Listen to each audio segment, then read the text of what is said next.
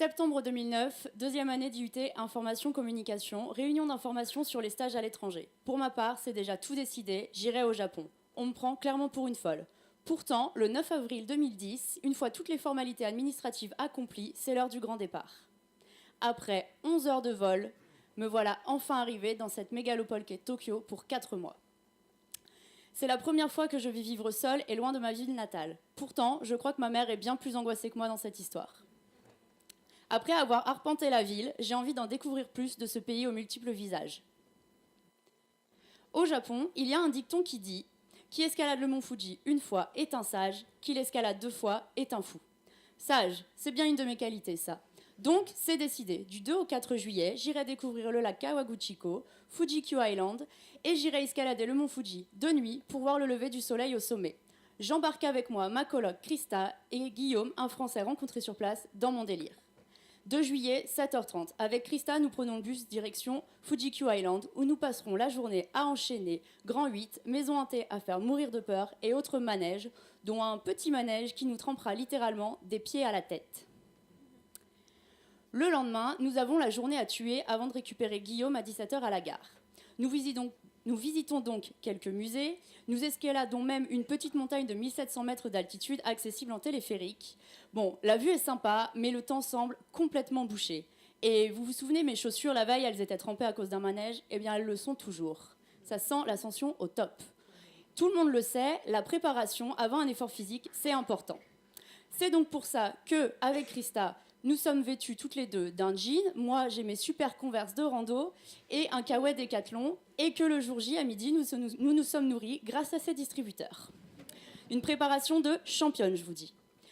Nous finissons donc par récupérer Guillaume à la gare et se joint à nous Sarah, une Anglaise croisée par là. Nous prenons le bus direction la 5e station du mont Fuji, située à 2500 mètres d'altitude. Le reste se fera à pied. Avant de partir, nous nous arrêtons à acheter un bâton de marche, de quoi manger. Et moi, j'achète aussi des gants parce qu'en fait, il pleut et il fait super froid. Habillés comme des randonneurs du dimanche, mais en plus amateurs encore, nous voilà partis pour ce qui allait être la plus longue nuit de ma courte vie. Plus nous grimpons, plus il fait froid, plus le vent et la pluie s'intensifient. Très rapidement, nous n'avons plus un poil de sec. Pourtant, si on veut se mettre à l'abri, il faut payer. Donc, on est bien obligé de continuer.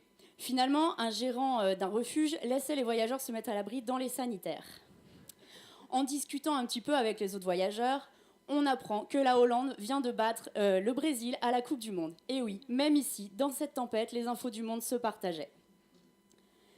Après quelques photos souvenirs, on arrive à la fameuse question, qu'est-ce qu'on fait ? Guillaume suggère de faire demi-tour. C'est plus sage, selon lui. Pour moi, c'est hors de question, je suis ici et j'irai au bout. On décide finalement donc de repartir parce que la pluie se calme un petit peu. Donc on repart en chantant.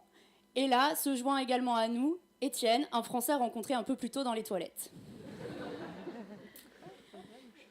On grimpe. Avant-dernière station avant le sommet. Si on veut s'arrêter, c'est 2000 yens. Bon, personne n'est clairement à bout. On continue. Dernière station avant le sommet. Là, clairement, je suis à bout. J'en peux plus. Si on veut s'arrêter, il faut simplement consommer. Parfait. Un café, un bol de ramen bien chaud, et le personnel du refuge, adorable, accepte même de mettre mes chaussures et mes chaussettes à sécher au coin du feu. En discutant encore un peu avec les gens, on apprend que l'Allemagne vient d'éliminer l'Argentine de la Coupe du Monde. Ça veut dire qu'il est plus de 4h30 du matin et qu'il faut repartir. On rencontre même sur le chemin, encore une fois, Céline, une Française, qui était là aussi en solo, et elle se joint à nous. On s'attend tous, même si personnellement je suis clairement à la traîne, mais on est solidaires dans l'effort. Finalement, on commence à voir des gens qui redescendent.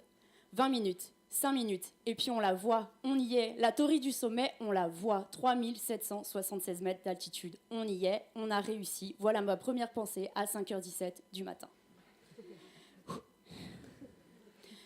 Ma seconde pensée, c'est qu'on n'y voit absolument rien. Voilà, le brouillard est toujours à couper au couteau, mais point positif, il ne pleut plus. On se promène un petit peu au sommet, mais bon, très rapidement, on décide de redescendre parce qu'en fait, il n'y a rien à voir. Enfin, il y aura probablement eu des choses à voir si on avait vu quelque chose. 5h45, on fait donc demi-tour. Et là, soudain, on arrive sous les nuages Et waouh! La vue est à couper le souffle, le soleil vient nous réchauffer et ça fait un bien fou. On s'arrête, on fait des photos, on en profite aussi pour discuter un petit peu parce que mine de rien, sur notre bande de 6, il y avait 3 inconnus. Finalement, à 12h15, on arrive à notre point de départ, fiers, heureux, tout rouge aussi, parce que oui, tant qu'à être amateur, personne n'avait de crème solaire.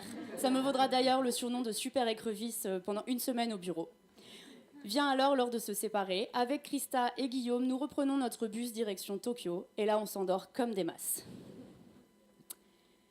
Si c'était à refaire, et j'aimerais le refaire, probablement de manière plus sage la seconde fois que la première, je ne le referais évidemment pas comme ça. Je regarderais la météo, je prendrais de la crème solaire, je m'équiperais évidemment bien mieux. Mais pourtant, c'est ce qui a fait le sel de cette aventure. Et surtout, je me suis prouvé à moi-même que quand j'en avais envie, j'étais capable. Comme dirait un autre dicton, là où il y a une volonté, il y a un chemin.